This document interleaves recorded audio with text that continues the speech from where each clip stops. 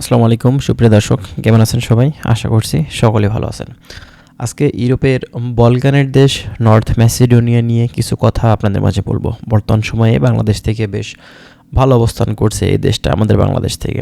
কারণ এই দেশটা আমরা দেখেছি বিগত দিনগুলো থেকে যে আমাদের বাংলাদেশ থেকে কিন্তু বিভিন্ন এজেন্সি কাজ করেছে, অনেকেই সফলতার সহিত কিন্তু এই দেশটাতে কর্মীগুলো পাঠাতে পারছে। এখন নতুন করে অনেকেই চেষ্টা করছেন, যদিও অনেকেই পাঠাতে পারছেন না, আবার অনেকেই কিন্তু দেখা যাচ্ছে যে ফাইল নিয়ে ফেলিয়ে রাখছে, অনেকে আবার কিন্তু ভিসা সাকসেসও পাচ্ছে 2025 সালের। ঠিক আছে, তো যাই হোক, আজকের ভিডিওটি আপনাদের জন্য বেশ গুরুত্বপূর্ণ। যারা নর্থ ম্যাসিডোনিয়াতে যেতে চাচ্ছেন অবশ্যই আমাদের ভিডিওটি শেষ পর্যন্ত দেখবেন। অনেক কিছু গুরুত্বপূর্ণ তথ্য আজকের এই ভিডিও থেকে আপনারা পেয়ে যাবেন। যারা নতুন এসেছেন চ্যানেলটি সাবস্ক্রাইব করে রাখবেন।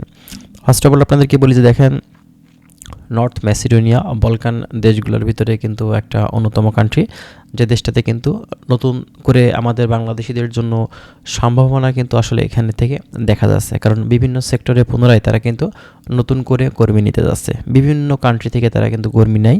তার ভিতরে নর্থ ম্যাসিডোনিয়ার মূলত যেসব কোম্পানি থেকে থাকে তারা কিন্তু বাংলাদেশি ওয়ার্কার বেশ ভালো পছন্দ করে থাকে। ঠিক আছে, তো বাংলাদেশ থেকে যারা চিন্তা ভাবনা করেন যে আমি নর্থ ম্যাসিডোনিয়াতে ঢুকবো, তাদের জন্য বর্তমানে এখন বেস্ট একটি টাইম আসলে যাচ্ছে।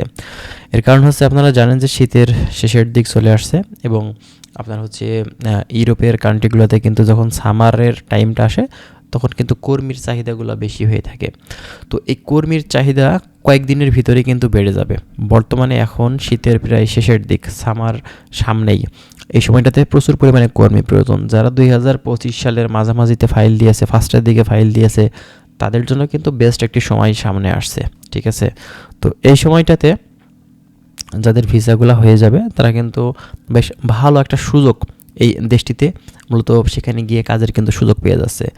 তো নর্থ ম্যাসিডোনিয়াতে শুধুমাত্র যে মানুষ আসলে কাজের জন্যই যায় তা কিন্তু না, অনেকেই আছে সেখান থেকে মুভ করার উদ্দেশ্যও কিন্তু যেয়ে থাকে। হ্যাঁ, তো বাংলাদেশ থেকে আপনি যদি চিন্তা ভাবনা করে থাকেন যে আপনি নর্থ ম্যাসিডোনিয়াতে থাকবেন না, মুভ করবেন ইউরোপের সেন্ট্রালের দিকে, সেক্ষেত্রেও সেখান থেকে কিন্তু আপনি সুযোগ পেয়ে যাবেন, কোনো সমস্যা নেই। ঠিক আছে, এখন কথা হচ্ছে বৈধ অবৈধ বিভিন্ন ওয়েতে সেখান থেকে মুভ করা যায়, কিন্তু আপনি যদি মনে করেন যে আমি সেখান থেকে বৈধ উপায়ে মুভ করব, তার জন্য আপনাদেরকে একটু সময় দেওয়া লাগবে, তাহলে কিন্তু আপনি সেখান থেকে যেতে পারবেন, কোনো সমস্যা নেই। ঠিক আছে, তো বর্তমান সময়টা এখন ভালো একটা সময় যাচ্ছে যারা নর্থ ম্যাসিডোনিয়াতে ঢুকবেন তাদের জন্য। ঠিক আছে, তো নতুন করে আপনি এখন যদি চেষ্টা করে থাকেন এক্ষেত্রে কিন্তু বেশ ভালো একটা সম্ভাবনা আছে। খুব শীঘ্রই বর্তমান সময়ে এখন কিন্তু এই দেশটিতে ঢোকার সুযোগ কিন্তু আপনারা পেয়ে যাবেন।